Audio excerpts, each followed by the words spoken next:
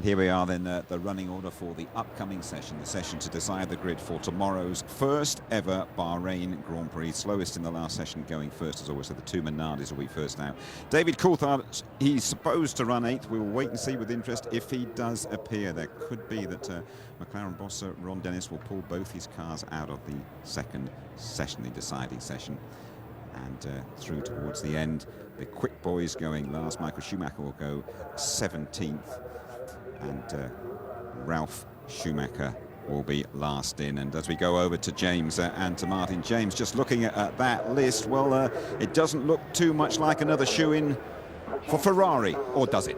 No shoe-in for Shuey, as you say, Jim. Certainly throughout the weekend. Yesterday they hit the ground running very hard in practice, very quick in the first practice session when the track was very dirty and very sandy. We've seen that this season with the Bridgestone tyre. It does seem to quite enjoy a dirty track, but as more and more rubber has gone down over the course of the practice sessions yesterday afternoon and again this morning, then the track seems to have come towards the Michelin tyres. It's a brand new track, obviously, and it's a lot faster than most of the teams predicted. Certainly looking at the predictions in the previews, they were talking about laps in the 1:36 range down to 1:33 in qualifying. In fact, we've seen laps in the low 1:29s already this morning. Jenson Button, the fastest man so far around this. Je rajouterais pour ma part que Michelin a transfiguré l'équipe dans l'ambiance aussi.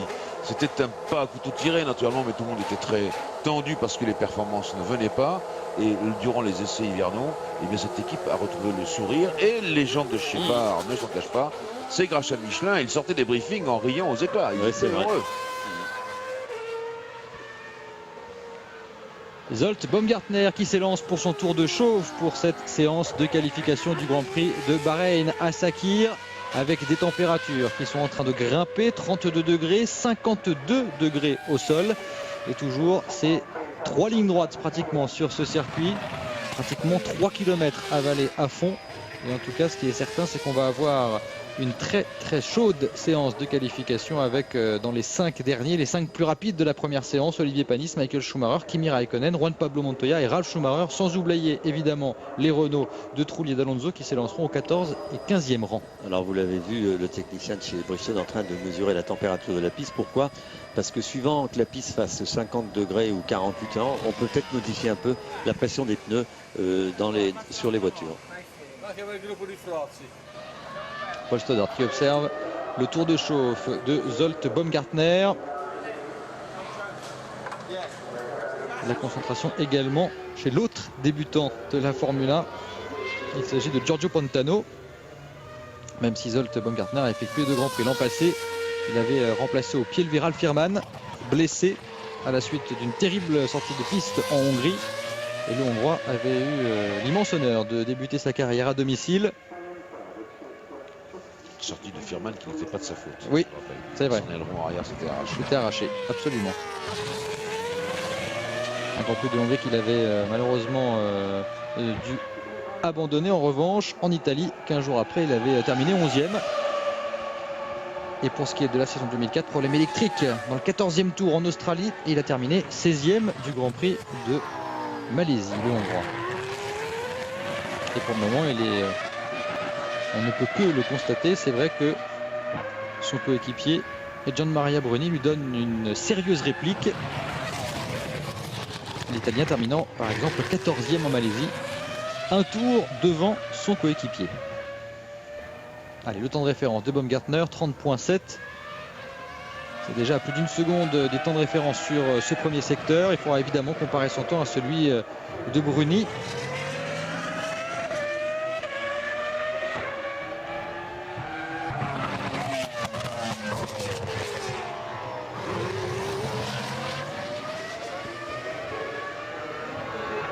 En tout cas, on le dit, on le répète, il faut saluer l'inventivité des aérodynamiciens de Minardi, puisque bon nombre de leurs solutions sont reprises ensuite par les plus grands. Je pense notamment pour ce qui est de cette année, Toyota leur a un petit peu repris l'idée des dérives de l'aileron arrière. Vous savez, pour éviter les vortex, on a pratiqué chez Minardi 2 encoches dans ces dérives, entre le primaire et l'aileron et le plan supérieur de l'aileron arrière. Chez Toyota. On a fait plus ou moins la même chose, à savoir que ce n'est pas cette fois-ci entre le primaire et l'aileron et le plan supérieur de l'aileron, mais au niveau de la dérive, en haut de la dérive, on a pratiqué 2 encoches cette fois par dérive, des encoches courbes.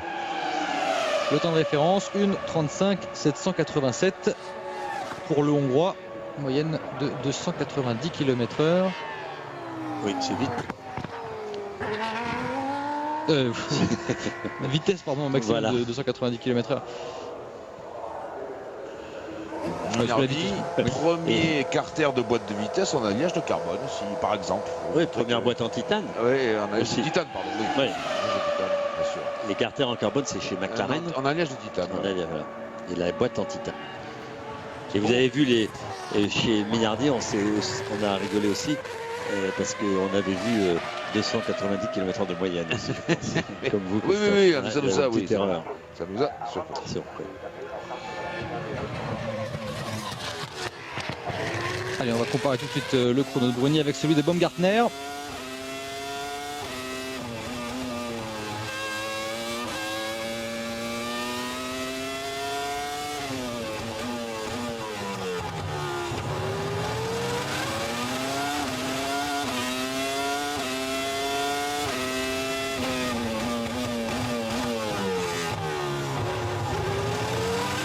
C'est bien.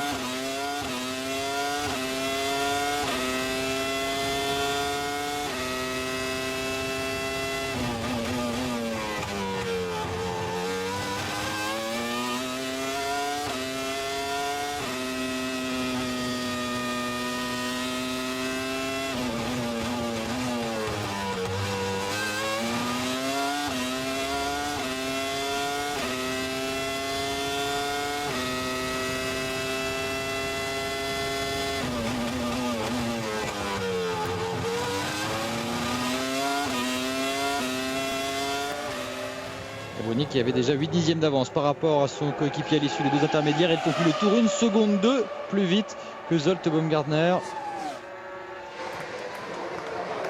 Évidemment, le sourire est de rigueur du côté des mécaniciens de Bruni. Paul Sollart également ravi. Attention évidemment à la quantité de carburant embarqué. Peut-être que Zsolt Baumgartner est sur une stratégie à 2 arrêts, même si celle-ci semble un peu moins rapide. Ça peut être une stratégie quand on s'appelle Minardi et qu'on peut éventuellement compter sur des changements climatiques ou alors sur la fiabilité pour aller chercher des points. Alors, des Pantano dans le dernier partiel avant de s'élancer pour son tour chronométré a fait un excellent chrono. Oui, le meilleur troisième partiel pour l'instant. Ce sont évidemment des temps qui sont appelés à être battus assez régulièrement, puisque plus on va avancer dans cette séance de qualification, plus on aura des voitures rapides, même si là, Pantano a près de 4 dixièmes de retard sur Bruni. Et ça, c'est véritablement à mettre au crédit du pilote Minardi, parce que même si l'équipe Jordan est un petit peu en difficulté, elle a été... Oh là là, ça c'est pas prévu. Au programme. Il n'y était pas beaucoup d'échanges chez Bruni pour qu'on rentre aussi doucement. Ouais. Alors, est-ce qu'il a arraché la quille? J'ai l'impression qu'il l'a un peu abîmé. Oui. Oui, parce que cette quille-là, elle est faite pour vous empêcher de passer sur. Bien sûr, d'empiéter sur la. Et il a repris de l'avance. Voilà. Regardez, 138 millièmes de mieux du coup pour Pantano. Il a avalé le deuxième tronçon en 40 secondes et 3 dixièmes.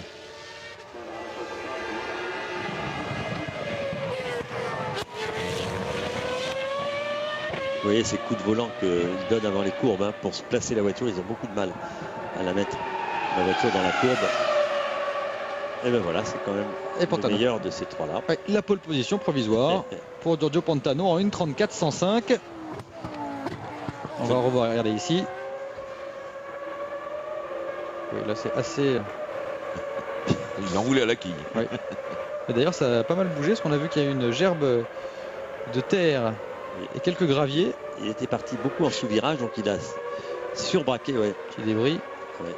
Ça doit être le bas de la quille qui a dû s'envoler. Nick Heidfeld qui s'élance. On va pouvoir comparer évidemment le temps de l'Allemand à celui de son coéquipier. Pour l'instant, Pantano, une 34,105. C'est le meilleur temps. Il devance les demi-nardis de Bruni et de Baumgartner. Nick Heidfeld, je vous le rappelle, en difficulté, puisqu'il a cassé un moteur lors des séances d'essais libres. Et donc, quoi qu'il arrive, il rétrogradera de 10 places sur la grille. Et il devra donc s'élancer dans la deuxième moitié de la grille de départ. 3 dixièmes d'avance pour Heidfeld par rapport à Pantano. Il a effectué 40 tours depuis le début. Je veux dire, je vois pas comment ça va être difficile pour lui de ne pas partir en dernière ligne. Quoi qu'il arrive, il n'a pas besoin d'attaquer. Il n'a pas besoin d'attaquer. Tiens, Laki est toujours là. Les commissaires ne font pas leur boulot. Supposons qu'il soit 18e. Ouais, ça y est, il est parti. Supposons qu'il soit 18e, donc il sera 28e. Oui. Alors, je pense que comme Jacques,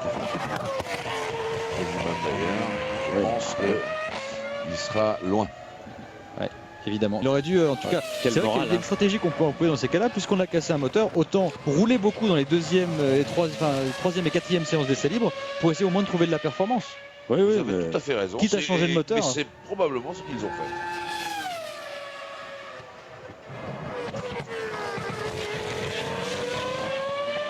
Allez, 40 secondes tour dans le deuxième secteur pour Heidfeld. C'était 8 dixièmes de mieux, le meilleur jusque-là. Et il signe évidemment la pole position provisoire en 1:33,506. Et je vous rappelle évidemment qu'il va rétrograder quoi qu'il arrive de 10 places sur la grille. On voit ici, vous voyez, Laki qui a été arraché par son coéquipier Pantano traînait toujours pas loin de la trajectoire. Ça, c'est quand même un petit peu dommage. Et un commissaire est intervenu assez rapidement, de se faire un petit peu rappeler à l'ordre pour aller chercher Laki qui traînait.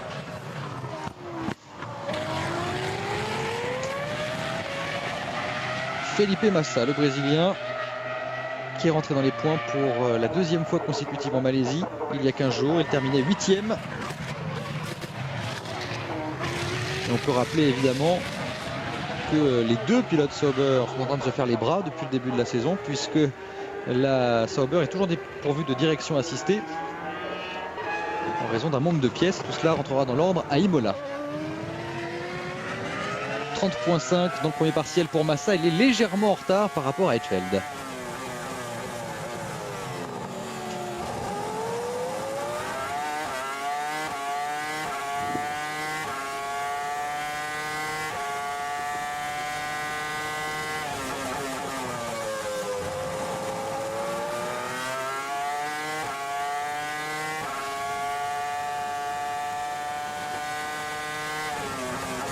Il a refait son retard dans le secteur du milieu. 6 dixièmes d'avance maintenant.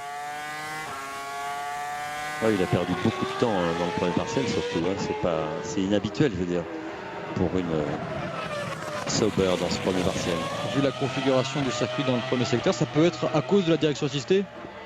Ouais, il y a l'épingle. Bon. Non, je pense qu'il a dû se louper, on l'a pas vu. L'image quelque part. On va peut-être le revoir. Et une 32,5 pour Felipe Massa. 9 dixièmes de mieux que Nick Heidfeld. Quel temps il avait fait, Christophe, tout à l'heure, Felipe Massa? Le 15e, 1:32,557. Donc il améliore un petit peu son temps de la dernière séance d'essai libre. Et on discute, on essaie de reprendre les derniers relevés. Parce que maintenant, ce que l'on peut changer sur les monoplaces, c'est simplement la pression des pneumatiques. Donc il faut savoir si elle convenait à Felipe Massa. Pour l'instant, Mark Webber est en grande concentration.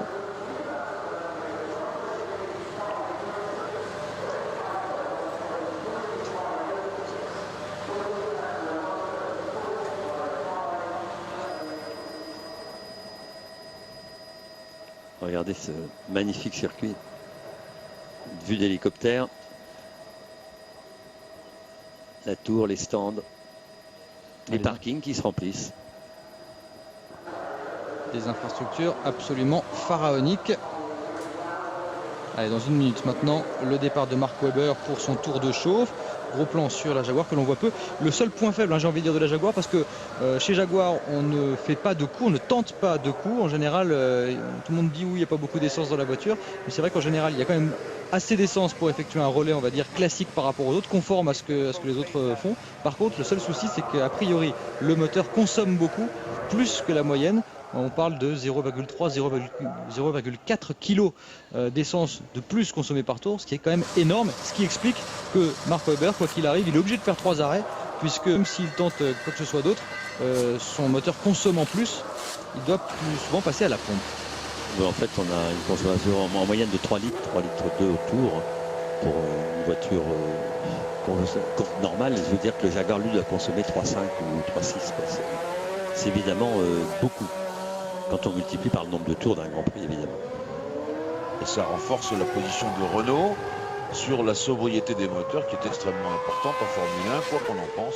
Et ils travaillent énormément là-dessus. Et c'est pour ça que parfois, tout le temps, ils emploient une boîte de vitesse avec un rapport de moins. C'est un changement de rapport de moins, c'est un peu de consommation. Une boîte 6, voilà. Un peu de consommation en moins, une accélération en moins. Oui, et puis l'avantage aussi, le tour moteur. Vous avez vu que si vous utilisez 19 000 tours en permanence, vous consommez plus qu'à 18 000 et que le Renault n'est pas à 19 000 évidemment. Non, pour l'instant, mais vous savez que l'an dernier, ils avaient réussi à faire à toutes choses égales par ailleurs, un tour et un tour et demi de plus que leurs concurrents.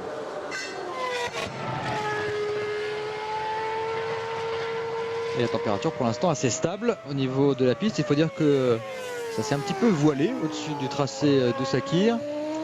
Et je n'ose pas vous dire qu'il prévoit la pluie pour demain. Oui. Alors on dit qu'il y a 2 jours de pluie par an ici, vous vous rendez compte? Oui. Mais vous savez, c'est que en fait, ce qu'on peut dire aux téléspectateurs, c'est qu'à chaque fois qu'on arrive sur un circuit, on met le pied sur le circuit le jeudi, il y a toujours quelqu'un pour nous dire il pleut dimanche. Il pleut dimanche, oui, c'est vrai aussi. Et je pensais pas que ce serait possible ici. Oui, non plus en plein désert, mais bon. Elle est jolie cette vue. On se demande si Mark Webber il ne peut pas voir grand-chose. Oui. En tout cas, il aura effectué son tour de chauffe à un rythme de sénateur. Ouais, vous avez vu aussi, comme on en a parlé déjà, mais qu'il y a d'énormes dégagements autour de cette piste, tout en bitume. Hein, vous avez vu, il y a très peu de gravier, quelques protections sur les rails que vous voyez aux alentours, avec des pneus. Tout ça est très très bien fait. C'est un véritable protection. Il disait lors de la dernière séance d'essai libre par son équipier Christian Klien pour la première fois de la saison, il va avoir à cœur de remettre les pendules à l'heure.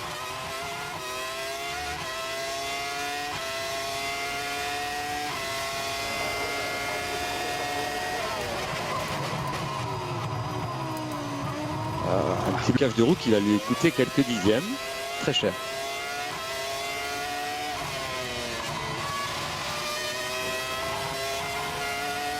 Il a la pression quand même. Oui, c'est là où on juge la qualité, la capacité d'un pilote, non seulement d'expérience, mais un grand pilote. Il sait tenir la pression et ça fait faire beaucoup d'erreurs à ses pilotes. C'est étonnant de la part de Mark Webber, mais c'est vrai qu'il a en Christian Klien un sérieux rival au sein de son équipe.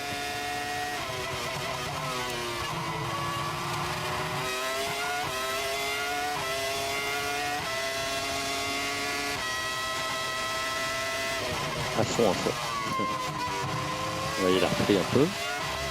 Ouais, mais il est toujours derrière Felipe Massa. 29 centièmes de retard pour l'Australien.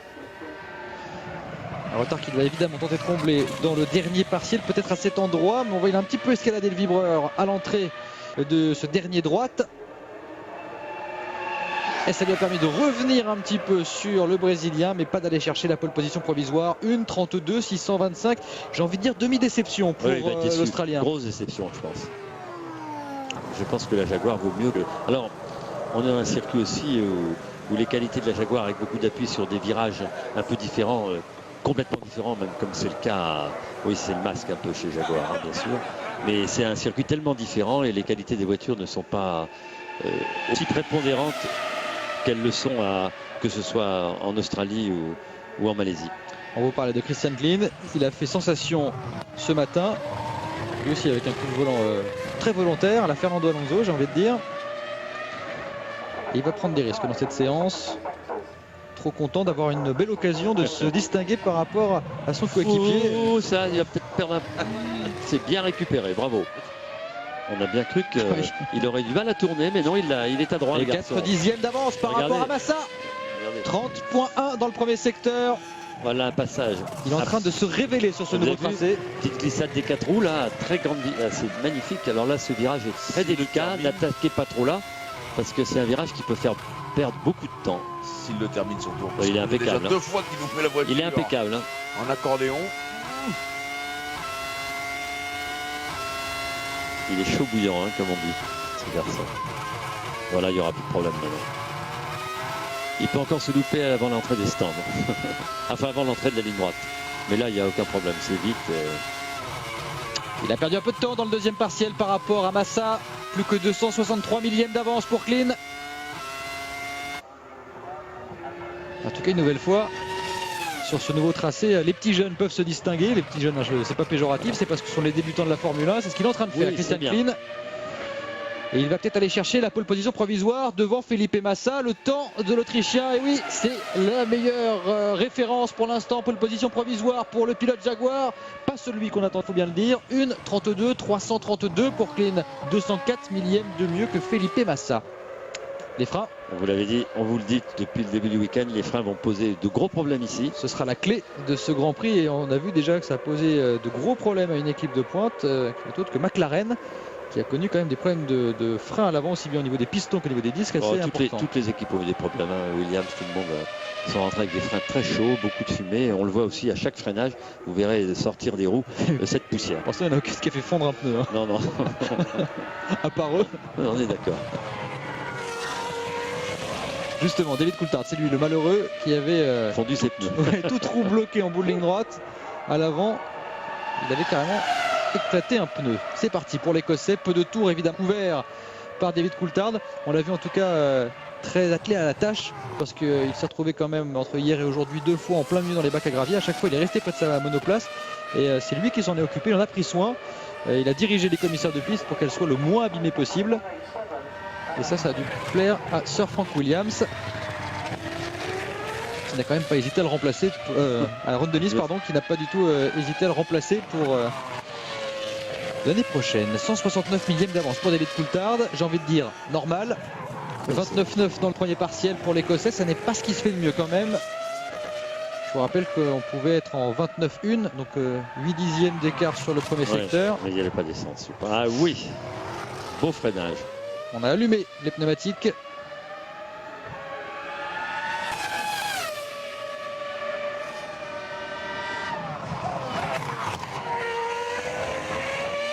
À cet endroit, hier, il s'est fait une énorme frayeur, l'Écossais, en déchappant. Ici même. Ouais. Et c'est retrouvé dans le bac à gravier. 4 dixièmes d'avance pour David Coulthard. 39,1 dans le deuxième secteur. Il met pas un gouffre entre Klein et entre lui.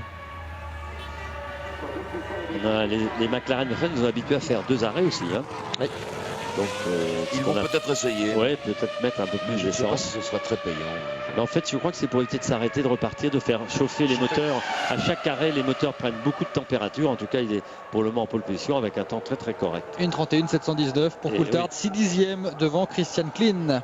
Le problème, je vous le disais, des moteurs, ici, c'est quand vous arrêtez au stand, on prend, vous le savez, Christophe vous dit souvent, une 15% de température en plus, ce qui est énorme. Ça raccourcit la vie du moteur. Voilà, ça en général.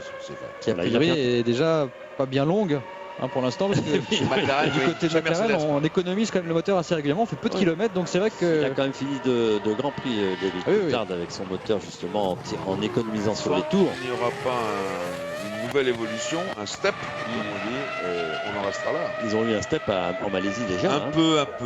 Vous parlez de température qui augmente, la température de l'eau lors d'un arrêt au stand augmente de 25 degrés et celle de l'huile de 20 degrés. Pour être tout à fait précis. 15%. Absolument. Je suis un peu nul en pourcentage. D'Amata, 2 dixièmes d'avance. Ça confirme le potentiel de cette Toyota. Évidemment, on pondère toujours ses résultats avec la quantité d'essence embarquée.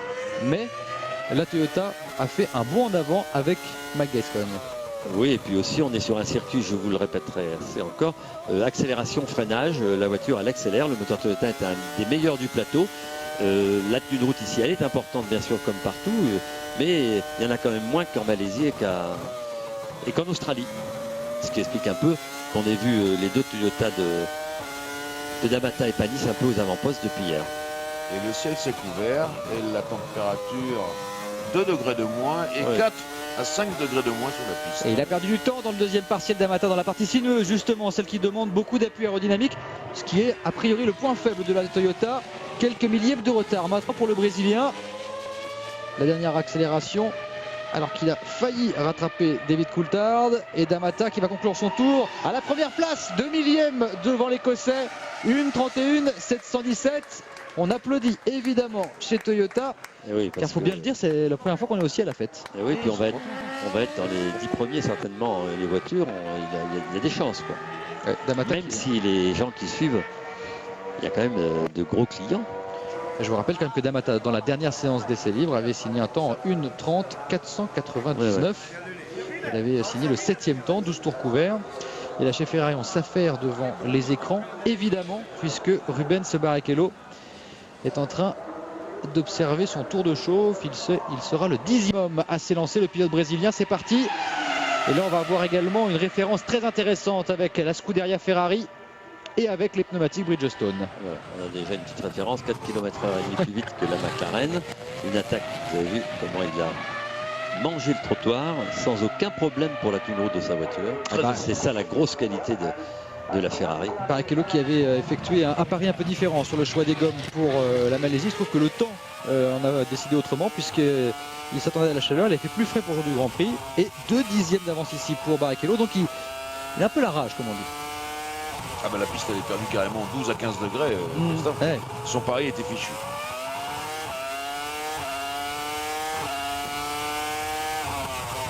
Oui, je trouve ça plutôt bien par rapport à l'équipe, que les deux voitures soient un peu équipées différemment. C'est une stratégie qui était vraiment très correcte et acceptable. 2 arrêts Oui, oui.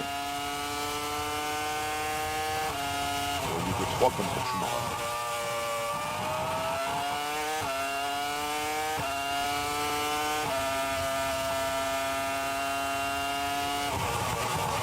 Presque 1 seconde d'avance pour Barrichello par rapport à D'Amata. La barre est placée extrêmement haut. Deuxième secteur avalé en 38 secondes 7. Très beau deuxième secteur. Il tentait 2 arrêts, il en a fait 3. Trois. Je stratégie. Bien sûr. D'accord. Oui, oui. Ne me regardez, ne me faites pas les gros yeux.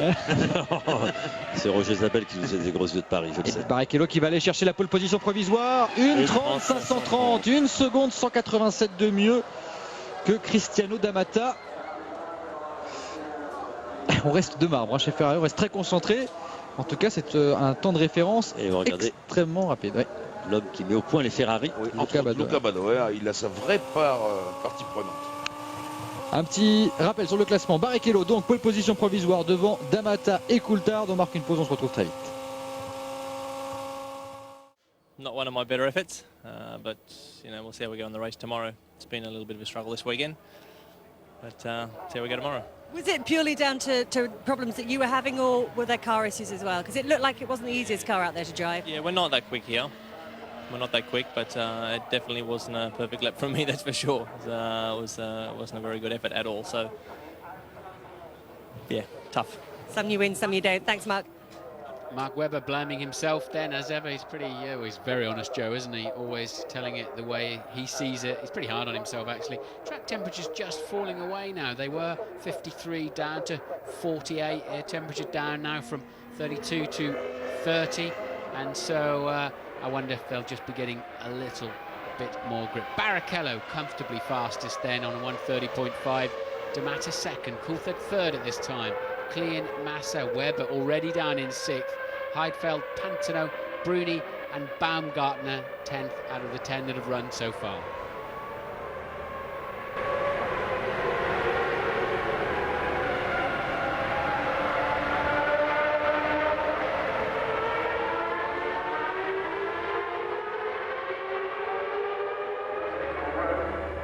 Has done 125 Grand Prix, and of course is certainly the Tour team last year, but the sport Rubens Barrichello est en pole position provisoire du Grand Prix de Bahreïn. Son temps 1:30,530, une année-lumière devant D'Amata, en tout cas 1 seconde 187 et 1 seconde 189 devant David Coulthard. C'est vrai qu'il a creusé le trou, Rubens Barrichello, mais il y a de la place et il reste 10 pilotes à passer, à commencer par Giancarlo Fisichella qui lui va avoir à cœur de devancer Felipe Massa. Ça n'avait pas été le cas en Malaisie, ça avait fait beaucoup sourire le Brésilien. Un petit clin d'œil parce que c'est vrai que son premier adversaire dans une équipe, c'est quand même son coéquipier. Et donc Fisico s'élance et on découvre sur cette vue aérienne ce sublime tracé, il faut bien le dire, de Bahreïn. Tracé de Sakir. On les voit bien les épingles. On voit les zones de dégagement aussi. Ouais.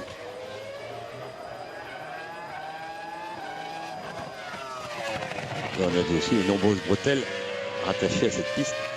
Parce qu'ici, il y a une piste de dragster d'un kilomètre 200, il y a un ovale, il y a une piste de 3 km 6 ou 7, je crois, pour des courses non internationales certainement.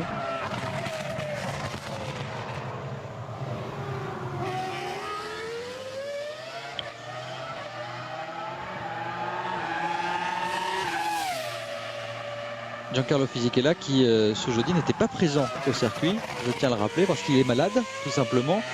C'est pas vraiment une petite grippe, il a dû être un petit peu touché par la climatisation. Vous savez qu'ici on se sert beaucoup de climatisation évidemment lorsqu'il fait 48 degrés, donc il avait un petit peu mal à la gorge, un petit peu comme notre ingénieur du son, et c'est vrai que du coup, et un peu comme moi d'ailleurs en Australie, il avait une extinction de voix.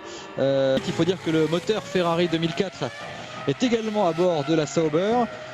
Et ça leur permet d'avoir évidemment un net avantage par rapport aux autres équipes. Et même si ici elle lui a un peu échappé, on parlait de train arrière léger au freinage. Oui, et puis la difficulté pour lui, il n'a pas de direction assistée pour récupérer. Donc on tient le volant, c'est très dur.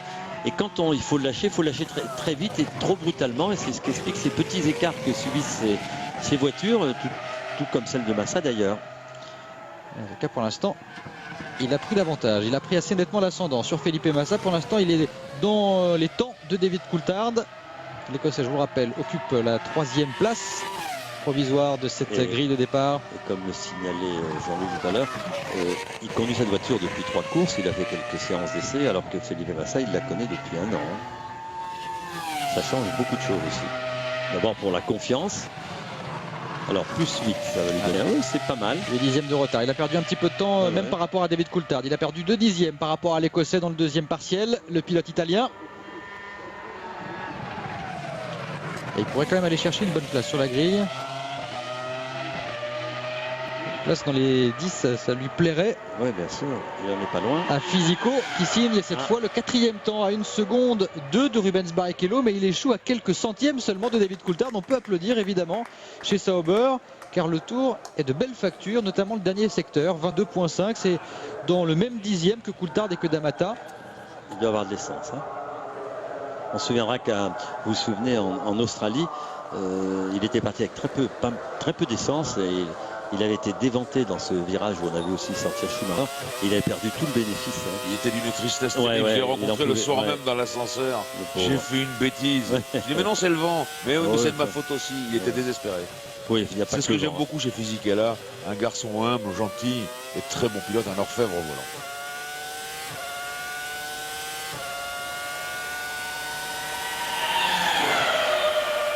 C'est parti pour Takuma Sato qui s'est un petit peu fait remuer, j'ai envie de dire, par Anthony Davidson pendant les essais libres. C'est vrai que ça avait un petit rappel à l'ordre quand même.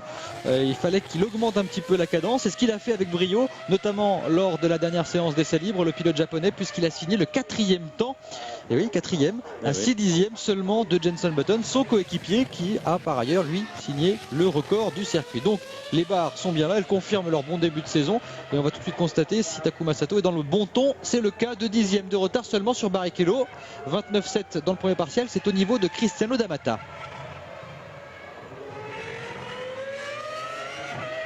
Et là vous le disiez, avec un circuit d'accélération et de freinage, ça va être une bataille de moteur. Et à ce petit jeu là et de frein et aussi d'adresse, parce que tous ces virages, celui dont on vient de voir là, spécialement, est un freinage très difficile en appui. Et il faut être adroit là pour réussir. On a vu Christian Klein tout à l'heure, très très brillant dans cette partie là. Ça se passe bien en tout cas pour Takuma Sato pour le moment, pas d'erreur. Regardez, en retard, mais il est revenu à 146 millièmes de Rubens Barrichello. Takuma Sato qui est en train de faire un très joli tour. C'est le meilleur temps dans le 2e partiel, je signale. il confirme en tout cas les bonnes prestations de ce week-end et la bonne tenue de la Baronda. Il va réaliser certainement le deuxième temps, c'est magnifique. C'est pas raté ici. Le pilote japonais, son temps sur la ligne, le deuxième. 1:30.827 à moins de 3 dixièmes. Et regardez, on l'applaudit chez Barr, ça veut dire que il a de l'essence, premièrement. Ça c'est sûr, et que C'est Jason pas un Button va être coup à vide, redoutable. et ça veut dire que Button va être à surveiller. Ah oui, c'est obligé. Eh oui. Et quant à Sato, il peut être compris la leçon. Après tout, pourquoi pas, il n'a pas fait de... Il n'a pas surconduit. Ah, il a été été extrêmement impeccable. propre dans son tour. Peut-être que David Richards, ici à l'image, lui a fait vraiment passer le message dans la tête. Vous pouvez nous répéter ce message d'ailleurs, ça concernait le golf, je crois. Pas besoin de taper dans la balle comme un sourd pour aller le plus loin possible. C'est-à-dire que l'art vaut mieux que la manière vaut mieux que la force. Bah justement, on va voir tout de suite. Bah, c'est pourtant le principe même des Japonais. Hein. Oui. Ils sont zen, on fait pas Eh oui, tout ça. sauf Sato. Sauf tous les pilotes japonais en course automobile. Sato, il était zen, le couteau entre les dents. Voilà.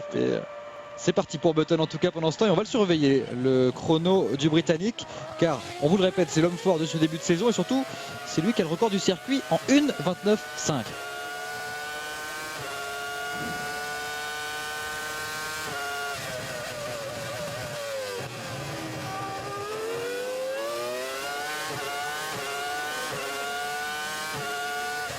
« 93 millième retard seulement pour Button.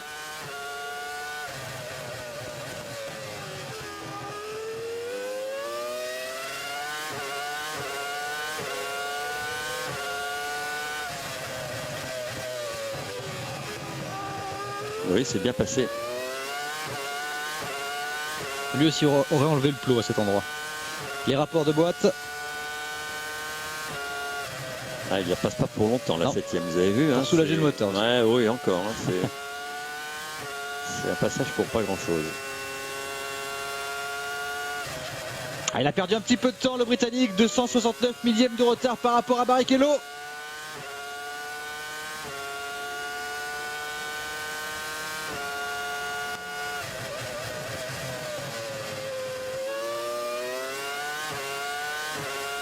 C'est rageur, hein, vous avez vu l'accélération. Hein. Il est très très coulé. Le chrono sur la ligne, le troisième temps. Il est battu par son coéquipier. C'est pour vous dire la performance de Sato. Ah ouais.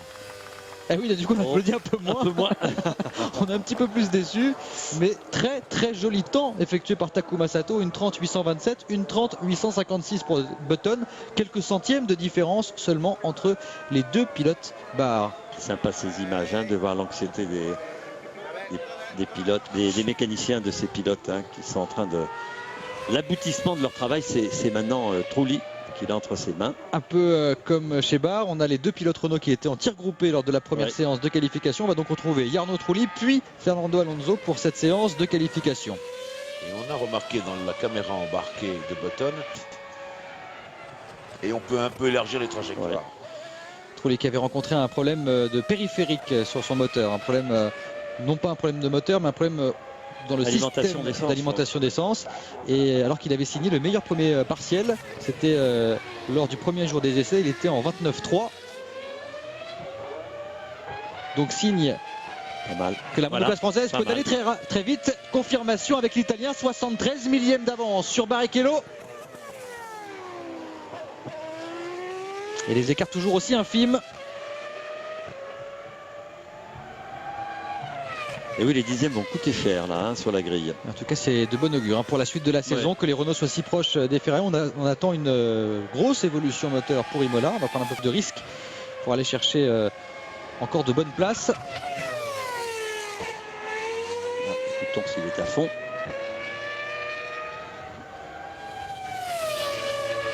Ouais, ça a l'air. Un petit décrochement. Il a perdu un petit peu de temps dans le deuxième secteur. 25 centièmes de retard par rapport à Barrichello. Il faut dire que le Brésilien était particulièrement rapide dans le deuxième partiel, tout comme Takuma Sato d'ailleurs. C'est là qu'il a fait la différence, le pilote japonais. Quelque chose sur son aileron. Ouais. Il s'est pris un débris, quelque chose en tout cas du plastique. Allez, quatrième temps pour Trulli. Est-ce que ça peut l'avoir gêné un petit peu? Non. Non. Non, ça c'est le scotch de la prise d'air, non, c'est ça? Ouais, c'est un... Non. Parce que ça a accroché à l'aileron. Et ça a dû Allez, rien de très grave, mais 4 dixièmes encore. C'est pour la course qu'on scratch. Ouais. C'est vrai que nous sommes qu'à la séance de qualification. Et en tout cas, il a perdu 3 dixièmes dans le deuxième partiel, il en a perdu 2 dans le dernier. Il faut dire que la température de la piste est en train de descendre. 47 degrés maintenant. Voilà le garçon qui peut faire la pole pour Renault. Provisoire en tout cas. Allez, c'est le 15e homme à s'élancer. Vous vous souvenez qu'en Malaisie, il était sûrement en première ligne à côté de Michael Schumacher et qu'il avait fait une entrée de virage un peu rapide. Et voilà, il recommence. De ce type-là. Et regardez, Voilà. on rate complètement la corde, c'est terminé. Ah, quel dommage! Dès le premier virage, Fernando Alonso qui hypothèque ses chances. Il va se faire remonter les bretelles, comme on dit. Quel dommage.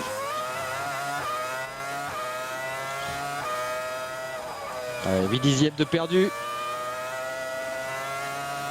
Et vous savez que c'est embêtant parce que par rapport à une stratégie employée de partir en deuxième Ça ligne, change troisième tout. ligne ou sixième Ça ligne, change tout. c'est énorme quoi, Bien pour sûr. une équipe. C'est énorme pour l'équipe, pour le pilote, pour toute la stratégie mise en place depuis hier. On a travaillé que pour ça pendant 2 jours. Et ça, c'est une énorme décision. Regardez, il a encore allumé ses roues. Là, ça, il est passé dans la terre. Ça change tout. Ouais. Et ça change tout, quoi. Je veux dire, et ce que je vous disais tout à l'heure, c'est l'aboutissement d'un travail que ce garçon a entre les mains. Ils vont lui dire comme à Melbourne, comme ils avaient dit à Trulli, il faut que tu doubles. 4 voitures obligatoirement si tu veux t'accrocher au wagon des premiers. Là, ça va être difficile.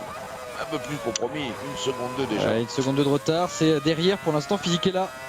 Vous vous rendez compte. Il pourrait se trouver englué dans le trafic et ça, Il on va sait l'être. que c'est compliqué. Mais en C'est tout cas, sûr. on sait qu'il peut compter sur le départ avec Oui. des Renault qui sont extrêmement à l'aise dans cet exercice. Et regardez. Oh là là là là. Regardez. Complètement déconcentré. Ça, c'est pas bien. Hein. Ça veut dire qu'il ne tient pas la pression. Eh ben oui, Fernando, qu'est-ce qui se passe? Oh là là, 1,34 130, 13e temps pour Fernando Alonso, c'est la déception. C'est-à-dire que Fernando, il va se retrouver avant dernière ligne. Avant dernière ligne. Dans ce cas-là, Physique est là encore qui va oui, c'est Hetfield Hetfield, ouais. qui va descendre Dans ce évidemment. cas, il faut changer le moteur, c'est ce que vous allez dire. C'est ce que j'allais dire, ouais. Ouais, enfin, ils vont pas faire ça à chaque fois, quoi. Je veux dire, le problème n'est pas là. Le problème est qu'il faut qu'il se. Je suis très déçu. Hein. J'en veux pas du tout à Alonso, mais. Non, mais non, on peut pas lui en vouloir, on n'est pas au volant. Mais on est déçu, effectivement. Pas déçu pour lui et pour l'équipe, c'est vrai que. Voilà. Allez.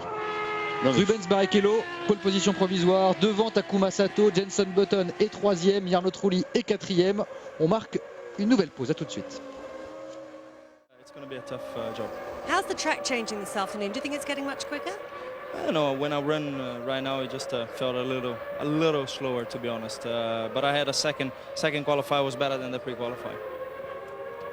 Yeah, the track temperature is actually going down. It was 52 degrees when we came on the air. It's now 47 degrees. It's quite a big drop, that 5 degrees around here. It's interesting to see how it's changing there. We can see Alonso, a miserable lap for him. You can see that was where he ran off the track. And Ted has news. We've been talking about the Kimi Raikkonen situation. Will he run or won't he?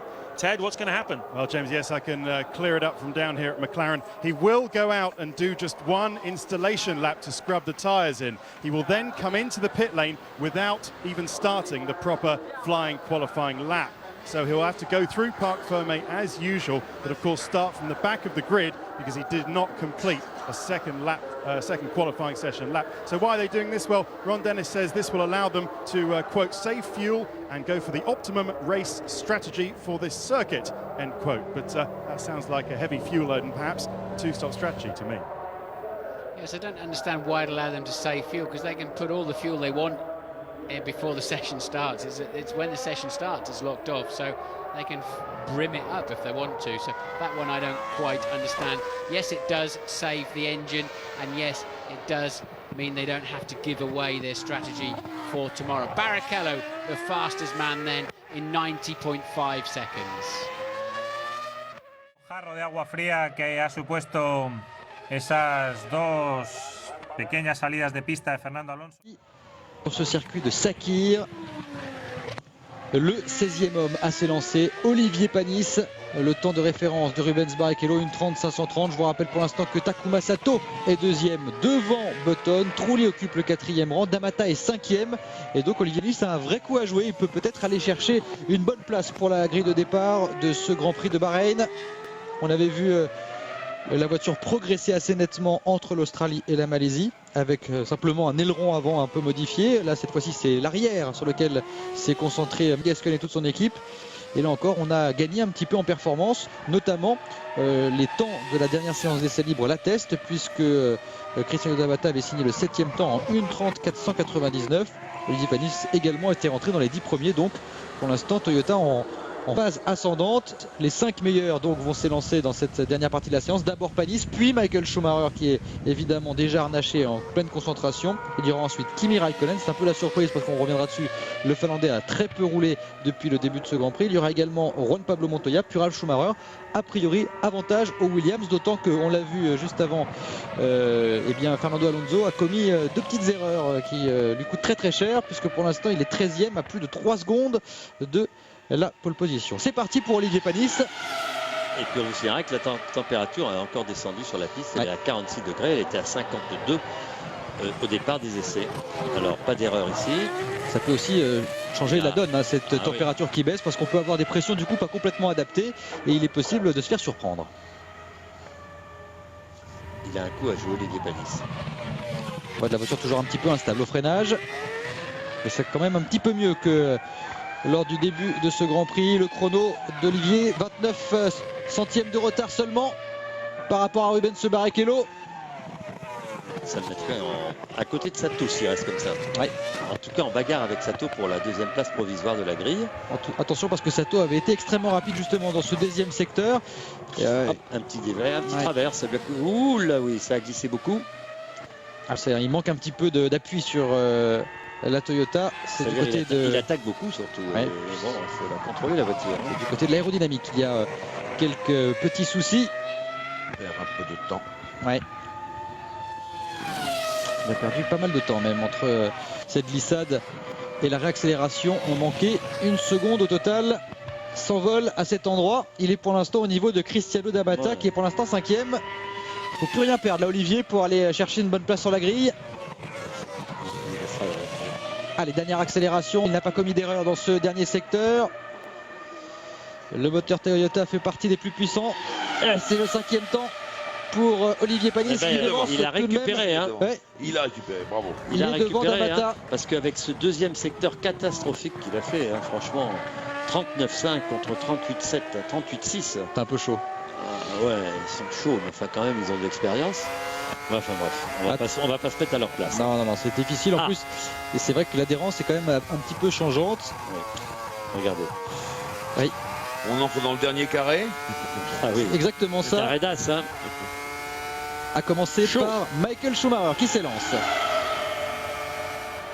C'est moins bien avantagé puisque quand on est derrière et qu'on a le temps de ses adversaires, ça vous donne un petit supplément d'attaque. Ah ouh, l'énorme blocage. Lui aussi a perdu quelques dixièmes au premier freinage. Vous avez vu la vitesse de pointe, 322 km/h. C'est lui le plus vite. C'était pour l'instant pour le moment le plus vite. Oui. Pas étonnant qu'il a allumé c'est possible aussi. Il a dû freiner un peu au panneau trop tard. Il fallait se rattraper. Et alors maintenant, il ne faut pas essayer de rattraper ce que l'on vient de perdre. Il faut essayer de conduire pour ne pas en perdre un peu plus. Ce qui a été le cas de pas mal d'autres pilotes. Et regardez, il est quand même capable d'aller chercher le meilleur temps dans le premier secteur. 28 millièmes d'avance par rapport à son coéquipier. Ouais. C'est ça la marque de Michael Schumacher. On se rappelle également l'an passé, un Grand Prix en Autriche. Lorsqu'il avait commis une erreur, il s'était mis pratiquement à l'équerre sur un freinage. Il avait quand même été chercher la position. Là encore, il allume. Oh là, ça a été un peu plus cher là.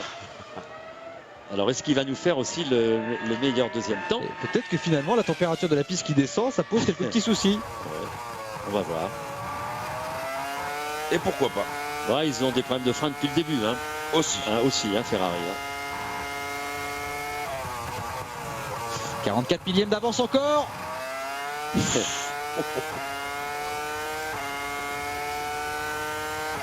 Ce sera dans un mouchoir de poche si ça passe. Pour lui et Barrichello, mais ça a sûrement fait les affaires de Montoya et de Schumacher. Hein.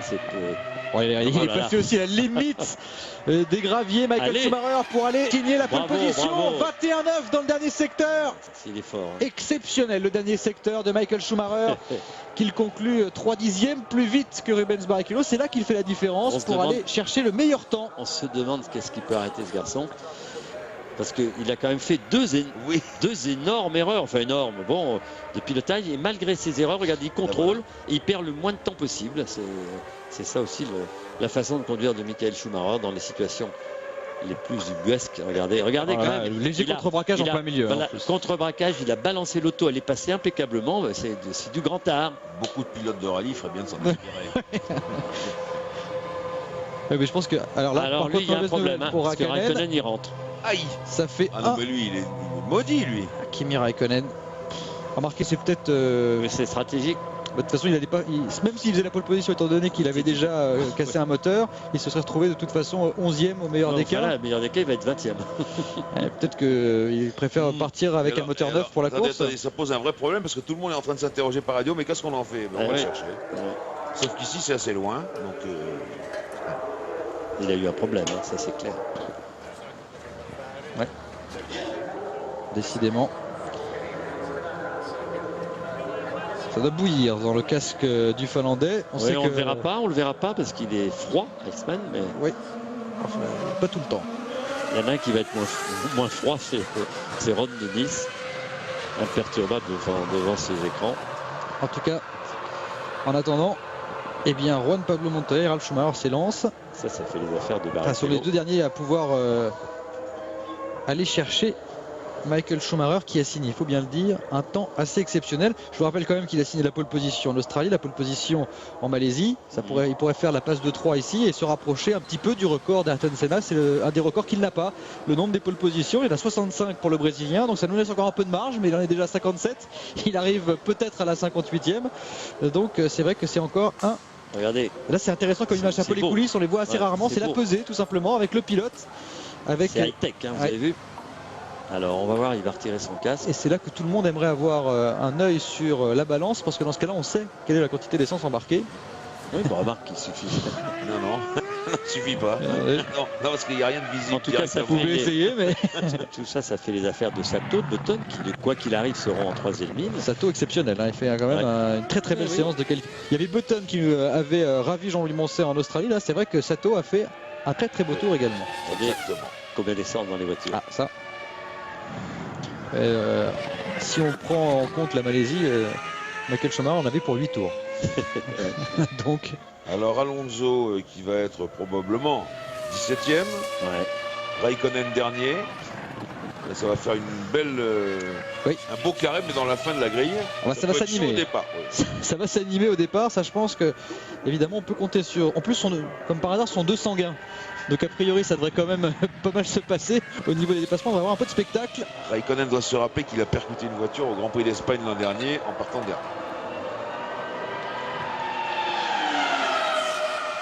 Allez, pour Juan Pablo Montoya, c'est parti. Il a la rage. Le Colombien, il avait signé une 29,6. Et une belle vitesse de pointe. C'est mieux que Schumacher, d'un kilomètre heure. Et il n'a pas bloqué ses rues. Il a accéléré tôt là, vous avez vu. Il n'est pas là pour enfiler des perles, le Colombien, sur ce début de tour. Est-ce qu'il va voir la fin du tour? C'est toujours ce qu'on se pose comme question quand on le voit attaquer à ce point-là. Formidable. 29,505, c'est pour l'instant ce qu'il faut battre pour aller chercher Schumacher. 118 millième d'avance pour Montoya. Oh le teigneux, le teigneux. Et regardez là, le contrôle incroyable au freinage de sa voiture. Alors l'instant délicat. En 29,3 dans le premier secteur, c'est parmi les plus rapides du week-end, tout simplement. Attention, monsieur Montoya ici. Et un peu large, mais c'est sorti impeccable. Un peu large, mais il a pu accélérer tôt pour contrer. C'est pas mal d'être un peu large, parce que la roue avant gauche n'est pas levée, ça évite de bloquer la roue très souvent. En tout cas, si ça lui a coûté du temps ou pas, puisque Michael Schumacher et Rubens Barrichello avaient fait 38,7 dans le deuxième secteur. Et l'enchaînement parfait pour Montoya à cet endroit. Voilà. Et toujours en avance, 146 millième. Il monte sur le vibreur à cet endroit. C'est un petit peu osé, mais ça passe pour l'instant.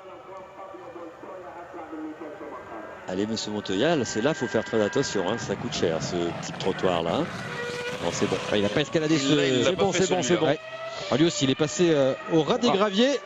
Allez, Et le temps de Montoya sur la ligne, il a perdu du temps, 4 dixièmes au total. Vous savez, d'être monté sur la bordure. Vous avez vu le temps que ça lui a fait perdre. Trop d'attaques.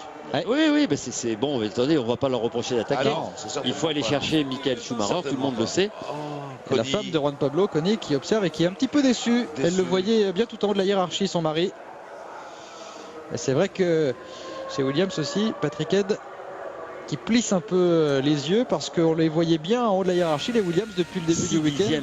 Dans le troisième partiel, il a perdu. C'est énorme. Mais il faut dire que là, par contre, Michael Schumacher, dans le dernier secteur, a mis tout le monde d'accord parce qu'il met 3 dixièmes au deuxième plus rapide de ce dernier partiel. C'est quand même quelque chose. J'ai envie de dire, encore une chance pour Ralf Schumacher. Il l'a réellement. En tout cas, il a été plus rapide que Montoya sur la dernière séance d'essai libre, en devançant son coéquipier de 6 petits millièmes. Là aussi, la vitesse de pointe est bonne, un peu moins rapide que son coéquipier Ralf Schumacher.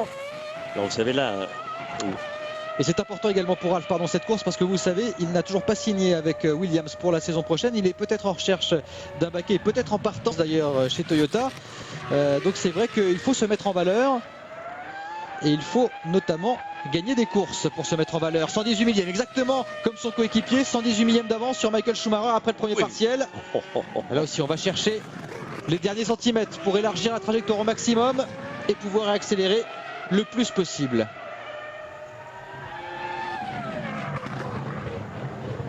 Avec plus à l'intérieur ici que son coéquipier. Bien joué. C'est un peu mieux.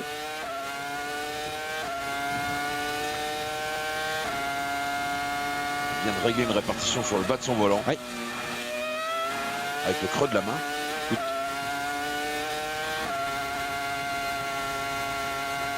C'est vite. Il est en retard, 226 millièmes de retard par rapport à Michael Schumacher. Il va peut-être le rattraper dans le dernier secteur avec les mêmes réglages que son frère.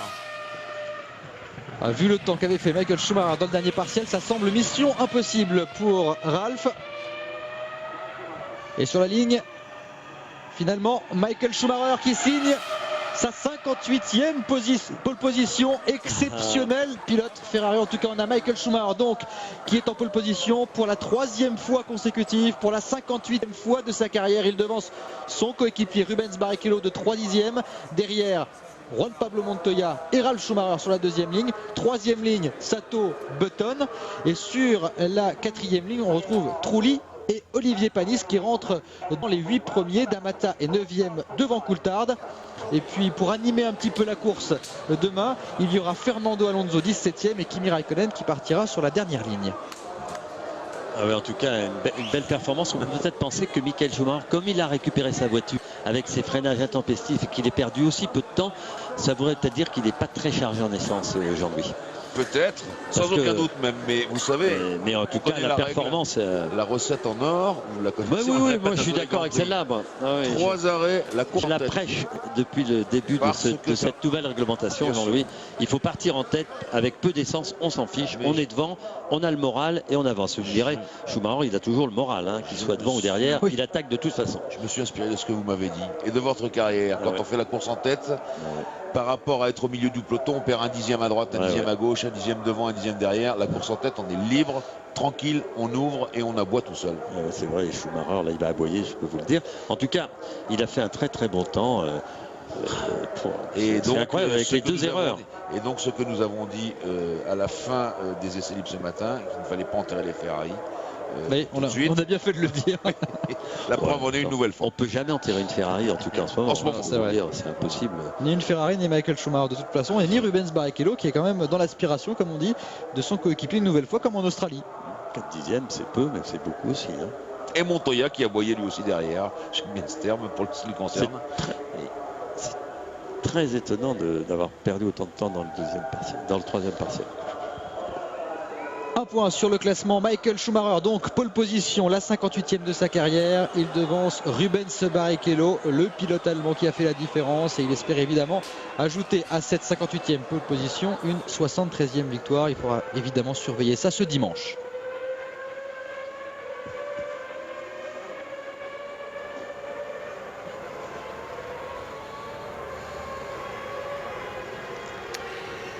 Ouais, 2 erreurs, mais la pole position quand même. Ah ouais, magnifique. En tout cas, il a encore fait un tour de qualif formidable. Moi, je me rappelle l'Autriche l'année dernière, deuxième virage, il se met en travers. Il est incroyable. Et il va chercher la pole devant Raikkonen. C'est vrai que il est incroyable. Il ne lâche rien, comme on dit. Fort sur l'homme, il ne lâche rien. Il est content. Il est content parce qu'il voit ça comme un vrai pas vers la victoire. Bah oui. Il n'était pas sûr, il devait être inquiet. Il n'en était pas sûr. Ouais. Rare de le voir. Et il y avait de quoi pour le pas. Non, ça veut dire qu'il connaissant bien son il s'est arraché pour faire ça. Voilà. Ça, c'est une pole position difficile. Et il regarde un peu la voiture. Il est content de lui. Hein. Il est content. Il y a des fois, il trouve ça normal et là, il a dû s'arracher. Donc, ça ne va pas être facile quand même. Voir les cela dit, messieurs, on a quand même 7 voitures dans la même seconde. Donc, des performances très proches les unes des autres. Oui. J'irais même plus loin, cette voiture en 8 dixièmes. Oui. Ouais, c'est bien. Et il manque Raikkonen et Alonso et quand puis même. Une belle performance d'Olivier Panis. Roger, les 8e devant D'Amata avec une Toyota performante ici. Et Olivier Panis avait aussi les moyens d'être un peu mieux placé que cela, puisqu'il n'a pas fait un deuxième secteur de toute beauté, loin de là. Il a fait une petite erreur dans ce deuxième partiel. Il aurait pu grappiller une place ou deux encore. Oui, mais il va partir dans le bon wagon. Exactement. Il est dans le juste derrière les barres. Il a qu'à suivre Trulli, généralement les Renault ça part bien. En tout cas là il y a aussi une facette de ce départ du Grand Prix. On a vu que hors trajectoire la piste était relativement poussiéreuse, relativement sablonneuse même. Donc il peut y avoir également un avantage à partir du côté gauche de la piste pour le départ, c'est-à-dire un avantage à Michael Schumacher, un avantage à Montoya, à Sato, à Trulli, à D'Amata. Et on peut peut-être voir ce qu'on voit sur d'autres circuits, à savoir un Rubens Barrichello peut-être en difficulté. Ouais. Le plus embêtant ici, c'est le départ, justement, pour surtout cette épingle où ils vont arriver à 250 km/h. 3 de front, certainement, minimum, hein, sinon ce ne sont pas des pilotes. Donc un départ impressionnant, hein, je peux vous le dire demain. Ça va faire drôle. On va être tendu à notre téléviseur, nous, pour voir ce qui se passe. Montoya, il a ce qu'il aime bien devant, c'est-à-dire du rouge. Ouais. Donc il va pouvoir essayer de prendre l'ascendant rapidement. C'est en général sa façon de réagir. Le jeune japonais Sato qui est là aussi, impeccablement bien placé. Il ne va pas falloir qu'il surveille trop Jenson Button parce que ça peut être le problème. C'est en voulant bien faire, c'est le mieux l'ennemi du bien. C'est vrai qu'il peut y avoir un petit souci. Regardez là, cette épingle, on la voit bien là. Et notre ami Fernando Alonso était un petit peu à côté. Ah, les interviews, je vous laisse en compagnie de Michael Schumacher. Juan Pablo Montoya pour BMW. Et puis sur la première ligne, Rubens Barrichello. Et encore en pole position, Michael Schumacher, bravo. Il semble que ça a été quand même deux journées très difficiles de travail. Heureusement, on le disait, que a priori, c'était un travail difficile à accomplir sur les voitures. On a réussi finalement à tout mettre ensemble pour faire un bon tour. Are you talking about your own performance there, or are you saying you could have got more from the car, given more time with setup and so forth? En parlant de votre performance, sort of struggled in some way to get the perfect lap in all of us. C'était difficile de réaliser le meilleur tour. C'était très compliqué. C'était très difficile. On a essayé de faire et on est ravis d'avoir réussi à faire ça. Don't think too many of us went offline. It's just that it is very tricky even online. La piste est vraiment très délicate, notamment sur la ligne. Et c'est vrai que techniquement, ce n'est pas un circuit si difficile que ça, mais au final, ça l'est. Vous avez signé un très bon secteur dans le troisième. Moi, j'ai fait un tour raisonnable, pas forcément un très rapide, mais j'avais quelques petits problèmes de frein dans la première séance, donc je ne m'attendais pas vraiment à être aussi loin. Je ne pensais pas qu'il y aurait une telle différence avec les freins, donc j'étais un tout petit peu trop prudent dans la première séance. Dans le dernier virage, c'est là où j'ai tout perdu au final. C'est vrai que dans le troisième secteur, j'ai été un petit peu plus prudent. Juan Pablo, how's qualifying Juan been for Pablo, you? comment s'est passée cette séance de qualification pour vous? Oui, les deux premiers secteurs se sont bien passés. Le tour était plutôt bon jusqu'à temps que j'arrive dans le dernier virage. J'ai sous-viré. Donc du coup, j'ai dû soulager un petit peu l'accélérateur et du coup, j'ai perdu beaucoup de temps. Et c'était impossible pour moi de faire la différence. En tout cas, j'avais fait deux bons premiers secteurs et c'est dans le dernier que je perds tout. Michael, on est pour la première fois ici à Bahreïn. Il y a évidemment le facteur sable, la chaleur. Décrivez-nous un peu quelles peuvent être les conditions ici. On a été bien préparé. Le circuit aussi a été particulièrement bien réalisé. Quand on voit le temps qu'ils ont eu, le peu de temps qu'ils ont eu pour effectuer un tel travail, en fait, tous les gens, tous les pilotes que j'ai entendus, avec lesquels j'ai discuté, disent qu'ils sont absolument ravis d'être ici. J'espère qu'on va évidemment avoir un très très beau Grand Prix avec beaucoup de spectacles. Deliver Formula One, and it will be good to show something to those people.